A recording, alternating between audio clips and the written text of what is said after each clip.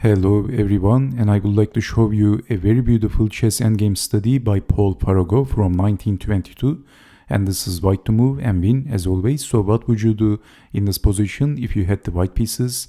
Not every move is winning. I repeat, not every move is winning, believe it or not.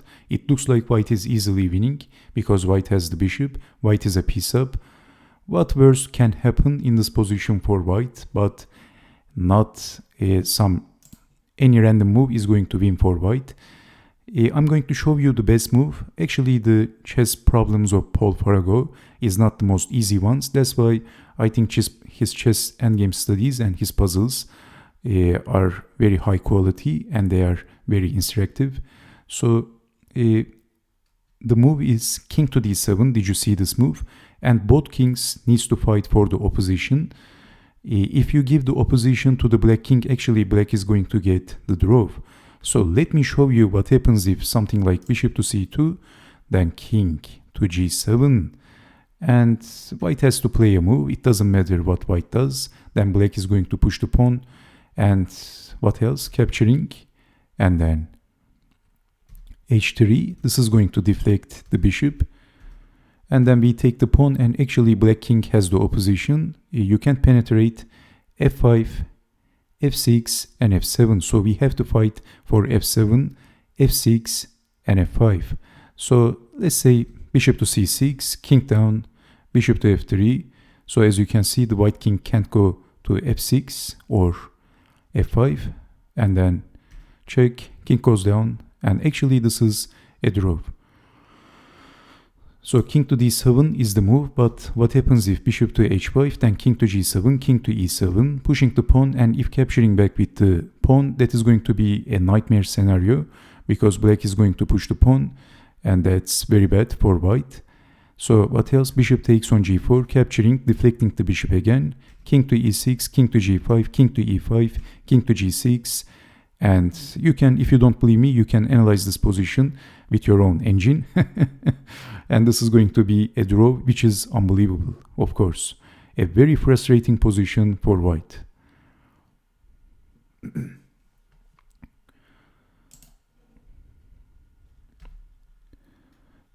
So in this position, king to d7 is the move. King to g7, what else?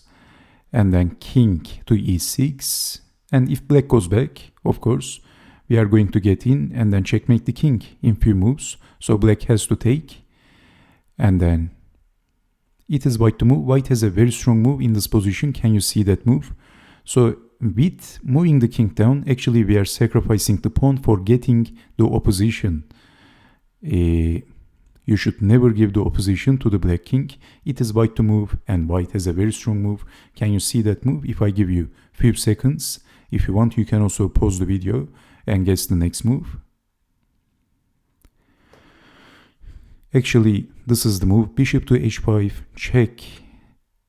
And in the main line, Farago says king to g7, because if you take the bishop, we have this very interesting continuation, king to f5, and black has to play a move. Black has to push the pawn, this is the only move, the king is stuck, and then we take the pawn, and this is checkmate. A wonderful checkmate, and having a position like this in a real chess game is not very easy, as you can see. This looks like such a romantic position. In a real chess game, in your own chess games, having a position like this is either very difficult or it is impossible. So black is getting checkmated. Maybe not impossible, but very difficult. So bishop to h5. You can't accept the sacrifice because you are getting checkmated. King to g7, and then we are going to get the opposition. King to f5, king to f8, king to f6, king to g8. Black is moving the king, and bishop to g6, slowly squeezing the king. King to h8. What happens if king to f8? Then bishop to f7, and black has no escape. Black, of course, if there were no pawns, this would be a stalemate. If black pushes the pawn, then we take. If pushing the pawn, bishop is easily defending, and this is winning for white. So bishop to g6, king to h8, and then king to f7, and the king is stuck. Again, if there were no pawns, this would be a stalemate. But black has a legal move, and that is pushing the pawn, and we are collecting the pawns.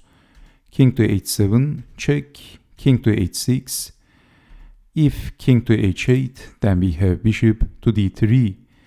Black is going to push the pawn. This is the only move. Then we are going to take, pushing the pawn, but actually black is much slower. We are going to checkmate the king. With pushing the g-pawn, getting checkmated, black is promoting a queen. But unfortunately, this is very slow. White is faster and checkmating the king. There is no escape. Amazing checkmate, amazing puzzle. So, okay, anyway, in the main line, we have king to h6, not king to h8. And then king to f6, and it is black to move. Again, the king is stuck. Black is going to push the pawn. We are going to take, and black is going to push the pawn again, which is the only legal move. And then white is going to push the pawn, and this is checkmate. What a beautiful, wonderful composition by Paul Farago. He was actually an engineer by profession, and he had a lot of chess endgame studies like this. Okay, so he was Hungarian, later Romanian.